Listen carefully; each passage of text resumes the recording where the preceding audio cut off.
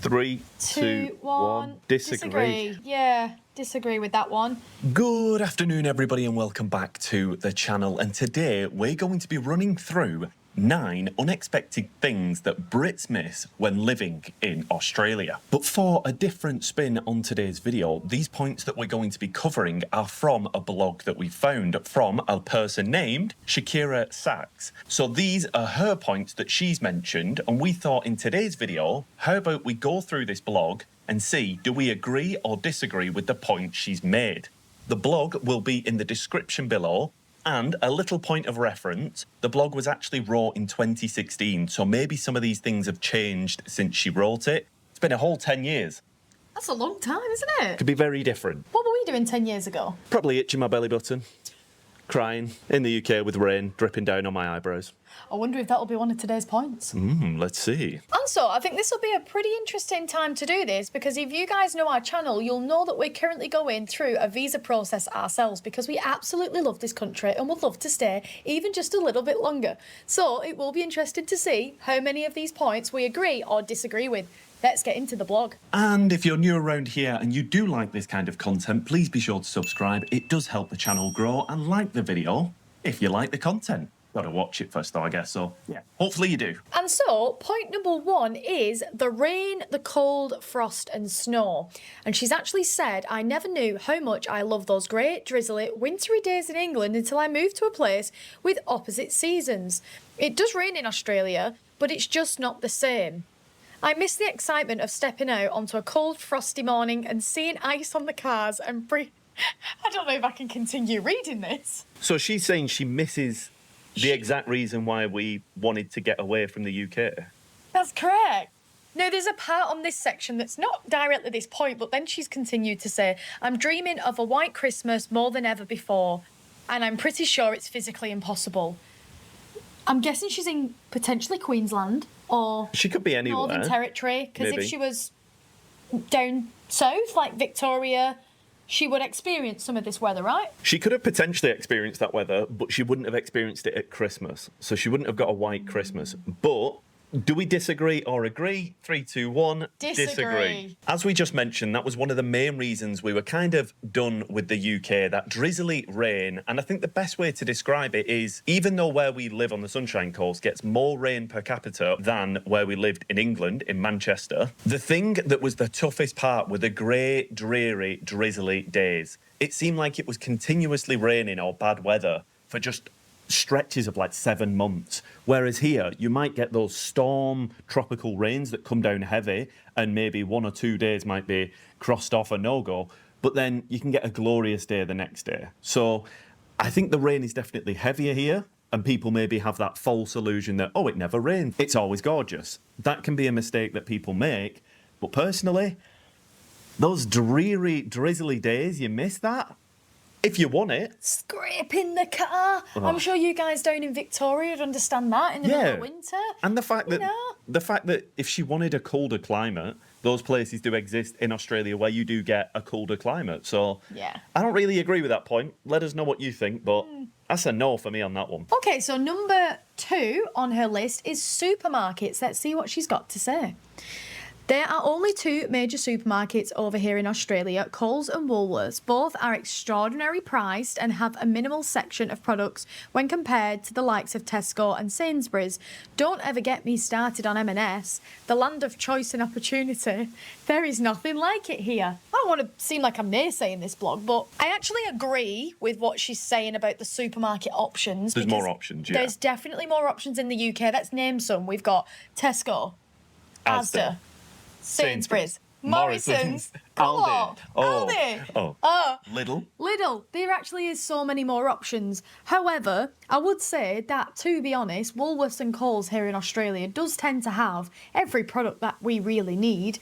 I would say there's just more competition in the UK, so maybe that will bring the prices down potentially. When my mum went shopping with me and Woolies, if you've not checked out that video, flash it up on screen. As a person who's lived in the UK for the last 2 years when we've lived here in Australia, she came over and said there were certain prices that were a lot higher in the UK than they were here. I do think as well, when you first move here, this seems like it could potentially be quite a new blog from when she arrived, like maybe a couple of months in, because I remember when we first moved here, the shops do seem so much more expensive. But actually, when you are earning an Australian wage, you know, That's things do equate out. So let's see, in 3, 2, 1...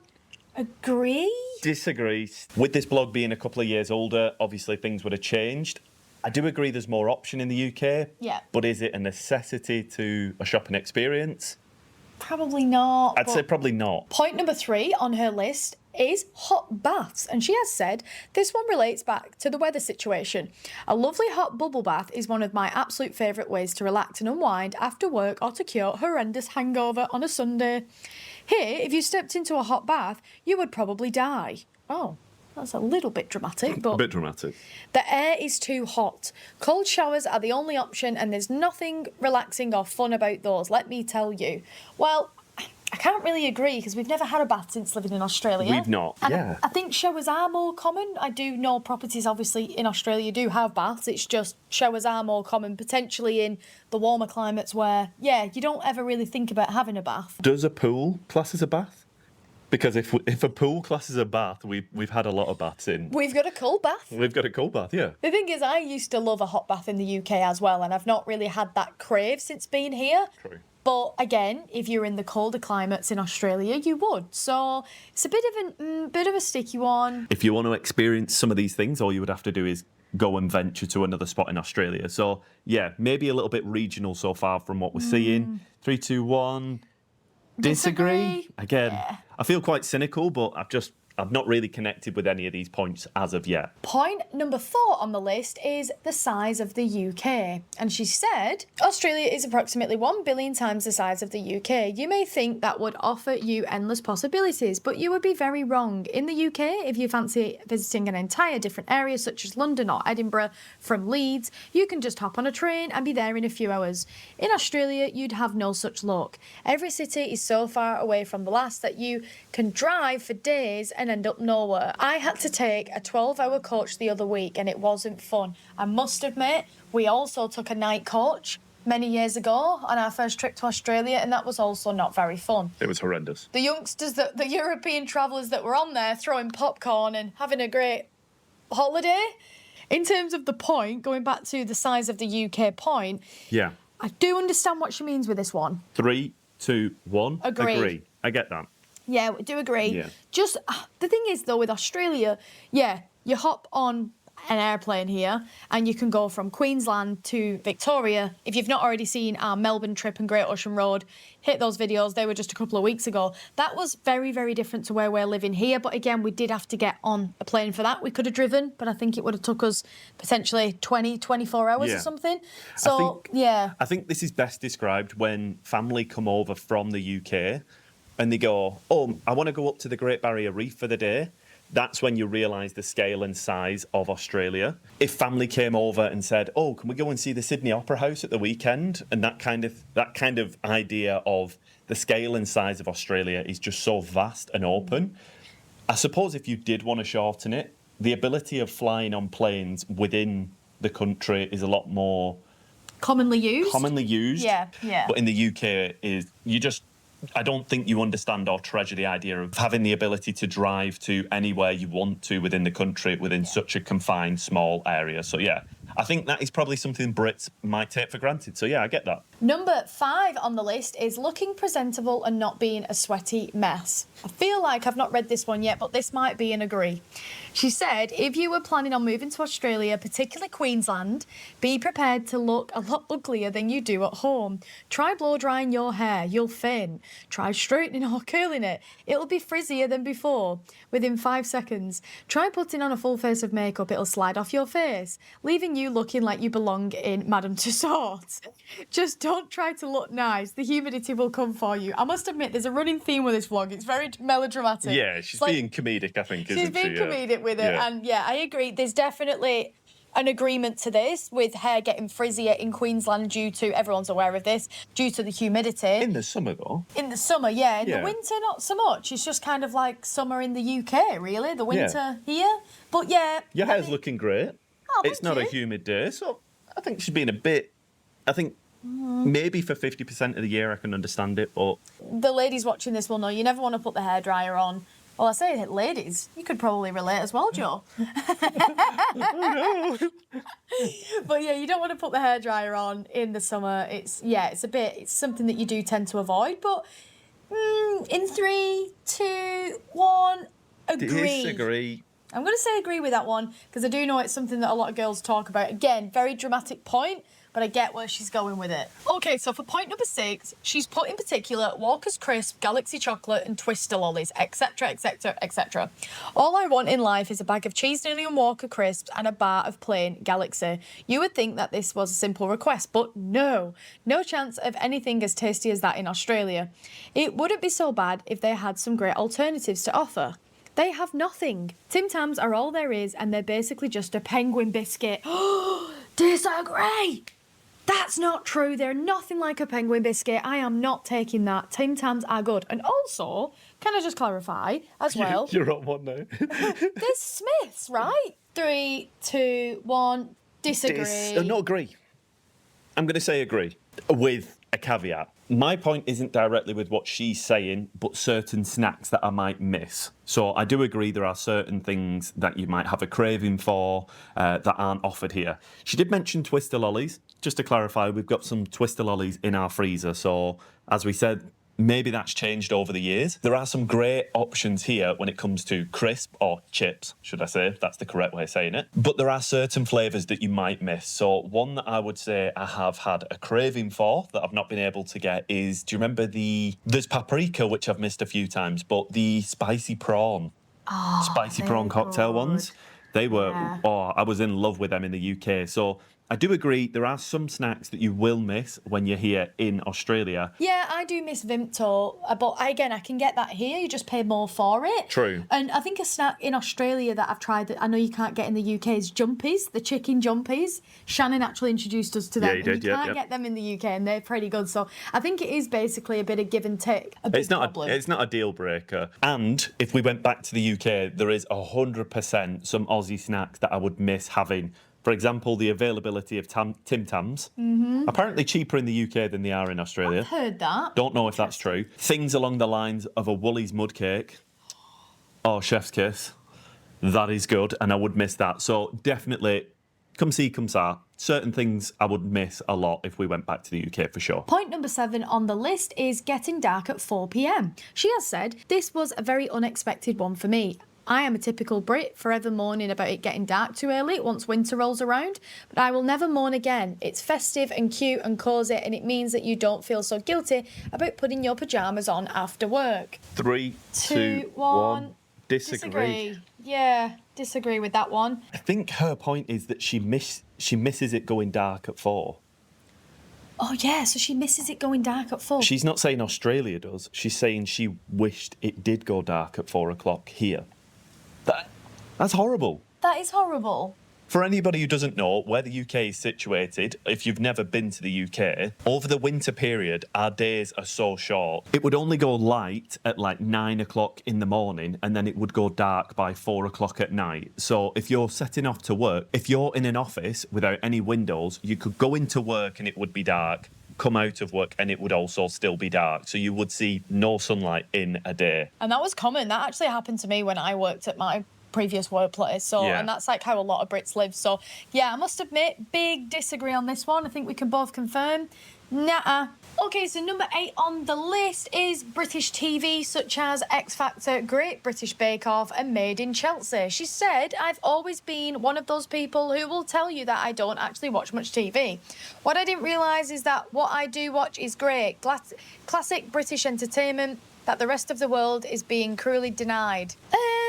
3, 2, 1. Disagree.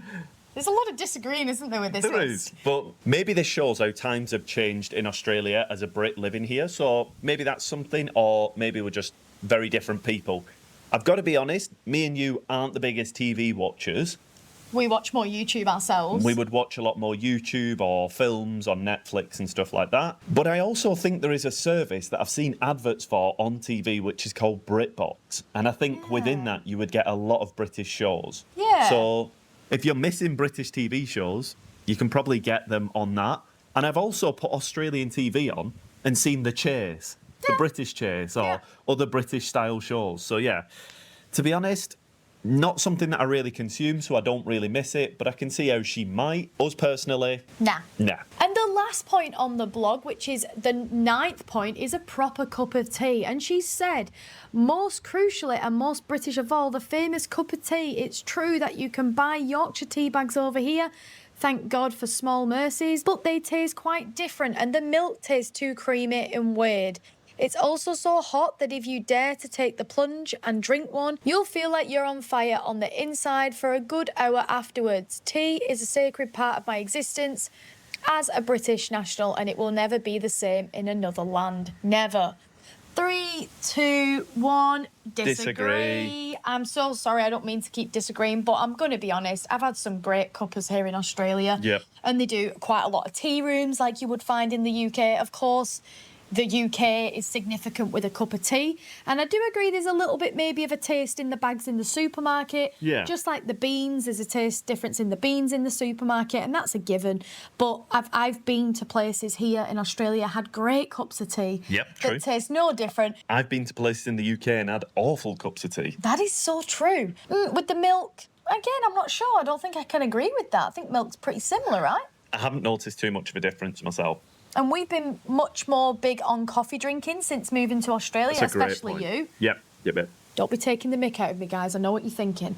But I still drink more coffee than I do in the UK. You know, like when your mum makes you a cuppa or your grandma. Yeah, I think the experience of going to somebody's house and them getting out a teapot and doing the cup of tea with a teapot and then pouring it in and doing that whole process, letting it sit for a while. But that wasn't actually as common as you would think in the UK. It would usually be tea Good bag old in kettle. the cup, kettle, pour, and take the tea bag out the cup. To be honest, there are some interesting points on the list, but I have got to say I disagree with a lot of them. The snacks one, there obviously are some snacks that we miss. Is there anything that you would say isn't on the list? Is an obvious? I think the one I would start with is not having family here. That is obviously one of the toughest ones that I think people obviously know you're going to miss. But is there anything else?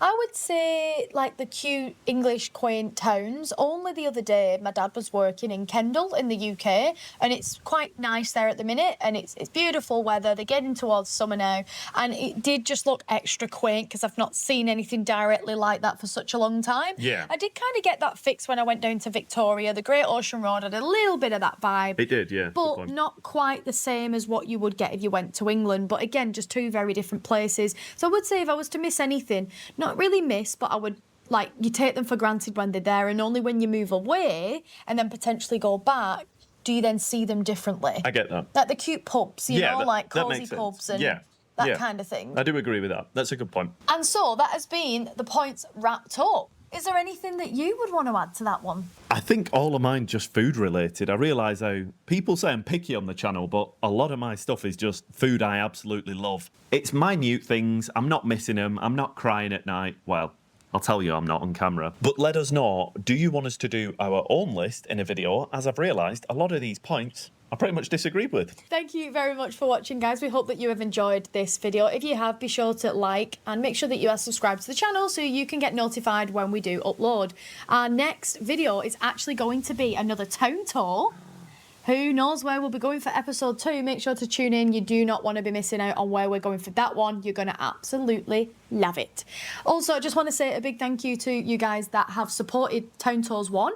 The engagement we've had on that and the comments has been really, really nice. Keep those comments coming. As we mentioned before, we do make sure to get around to all your comments and give them all a read and a like at minimum if we don't get a chance to comment back. Just a quick point for anybody who is a regular on the channel. We are absolutely working our little booties off behind the scenes. So thank you so much for everybody who is understanding. It's all good things behind the scenes so far. So once again, thank you very much to all of our regulars. And I want to say thank you to the members, flash your names up on screen, and to anybody who has supported by buying some of our merch on our website. Link in the description of this video. But that is us for now. Do you have anything to say, Podge? Probably just wants some sausage or something for his dinner. Very insightful. Don't worry, guys. We'll have to go and get him fed now, I think. Oh, no. We will see you in the next one. Bye. Adios.